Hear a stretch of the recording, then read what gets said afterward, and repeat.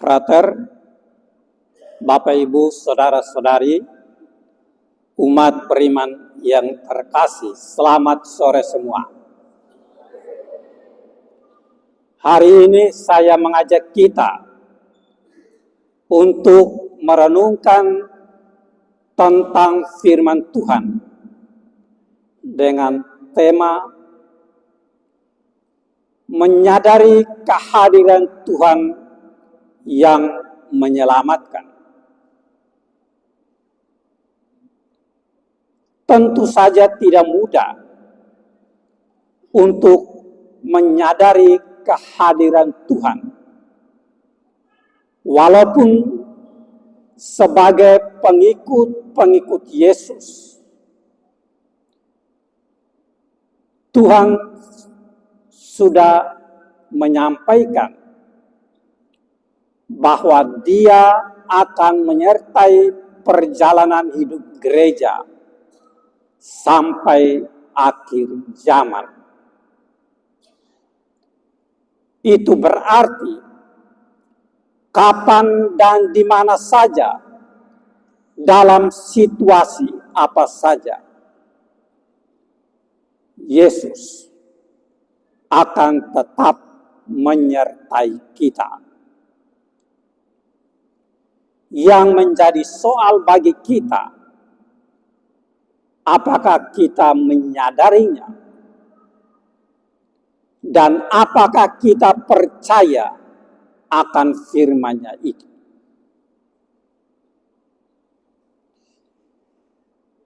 Frater, Bapak Ibu, Saudara-saudari, umat beriman yang terkasih. Dalam bacaan pertama yang tadi kita dengar, Nabi Yesaya merasa diri tidak pantas, tidak layak ketika menyaksikan kehadiran Tuhan.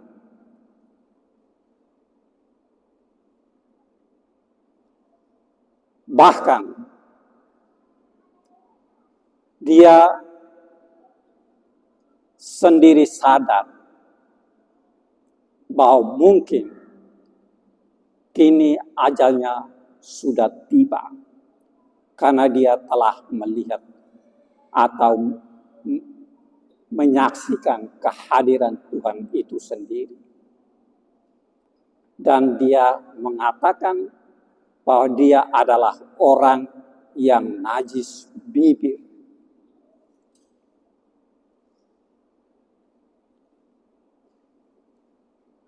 Orang yang mulut kotor.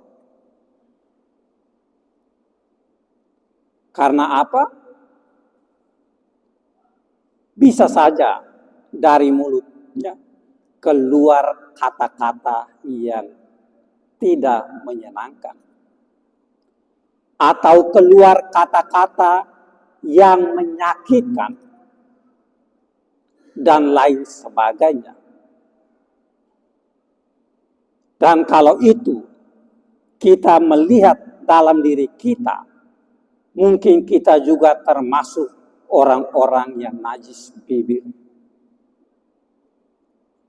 Ya, karena seringkali dari mulut kita juga keluar kata-kata kebun binatang,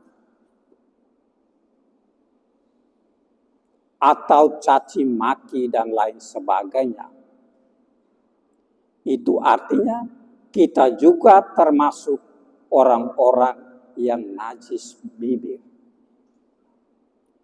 Tetapi satu hal yang melegakan, bahwa Allah membersihkan bibirnya, menyucikan bibirnya, dan membakar dosa-dosanya. Itu berarti bahwa Allah telah menyelamatkan dia dari kelemahan dan dosa-dosanya. Hal yang sama juga dialami oleh Petrus yang kita dengar dalam bacaan Injil tadi.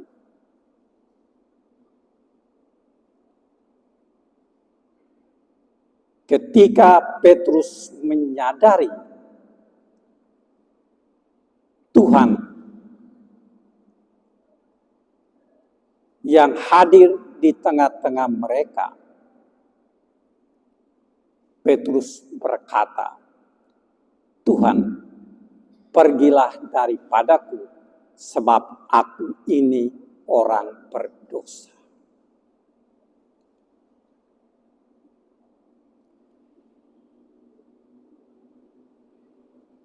Dan tentu saja hal itu diawali dengan peristiwa penangkapan ikan yang melimpah-limpah. Awalnya Petrus mengatakan, "Tuhan, sepanjang malam kami telah bekerja keras, tetapi kami tidak menangkap apa-apa. Tetapi karena perkataanmu, aku akan melakukannya juga."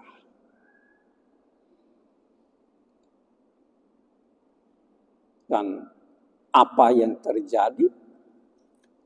Mereka dapat menangkap ikan begitu banyak karena Yesus.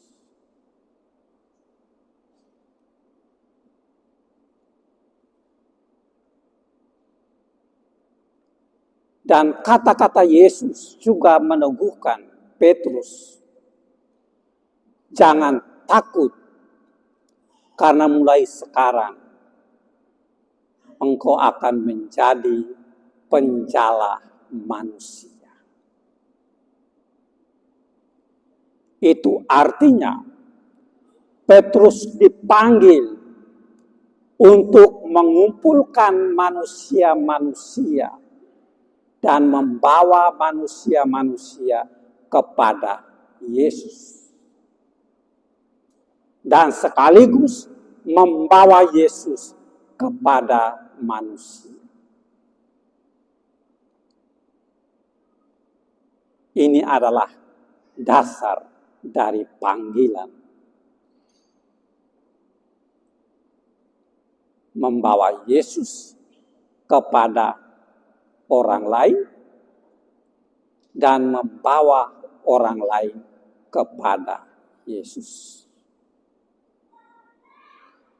Frater, Bapak, Ibu, Saudara-saudari, umat beriman yang terkasih.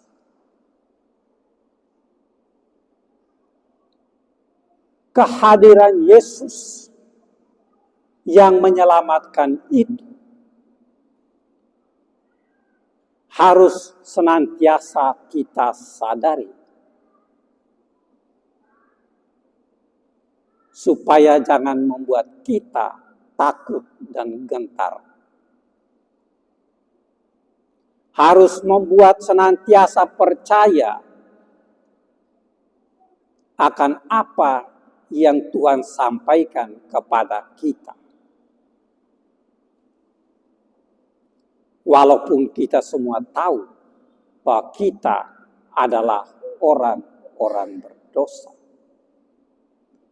Tidak ketinggalan, semua kita yang hadir saat ini orang-orang berdosa. Tetapi Paulus sendiri telah mengatakan bahwa justru dalam kelemahan itulah rahmat Allah bekerja berlimpah-limpah. Itu artinya ketika kita menyadari diri sebagai orang yang tidak berdaya, disitulah Allah berkarya dalam diri kita. Ketika kita menyadari sebagai manusia lemah, disitulah Allah hadir menguatkan kita.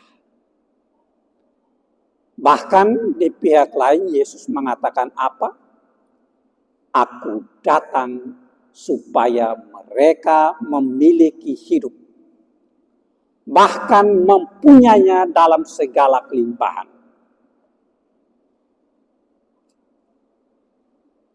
yang menjadi soal bagi kita. Apakah kita percaya?